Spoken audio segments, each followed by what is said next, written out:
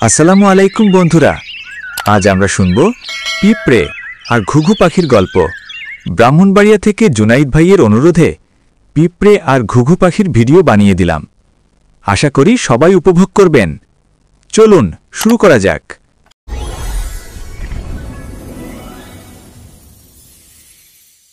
পিঁপড়ে আর ঘুঘু। এক গ্রীষ্মের দুপুরে একটা পিঁপড়ে নদীতে জল পান করতে গিয়েছিল।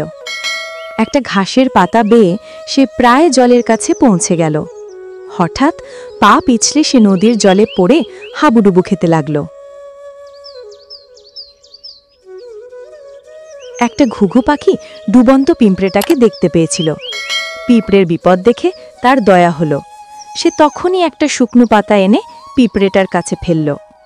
পিঁপড়ে সেই শুকনো পাতায় চড়ে নিরাপদে তীরে পৌঁছে গেল। একদিন পিঁপড়ে দেখল এক শিকারী ঘুঘুটাকে লক্ষ্য করে তীর ছুড়ছে। উপকারী ঘুঘুটার বিপদ দেখে পিঁপড়ে তখন শিকারীর পায়ে কুটুস করে কামড়ে দিল।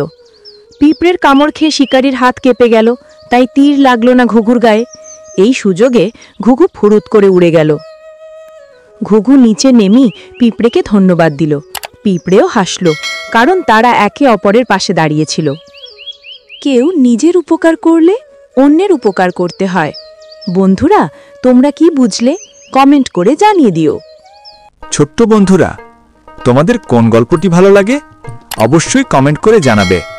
আমি তোমাদের নামে এবং তোমাদের বলা গল্প নিয়ে নতুন ভিডিও বানাতে চেষ্টা করব ইনশাআল্লাহ। আর এই ভিডিওটি ভালো লাগলে অবশ্যই লাইক সাবস্ক্রাইব করতে ভুলবে না। বন্ধুদের সাথে শেয়ার করে দিও। সবাই মিলে উপভোগ করবে। সবাই ভালো থাকবে, সুস্থ থাকবে, নিজের প্রতি খেয়াল রাখবে। সবাইকে অসংখ্য ধন্যবাদ।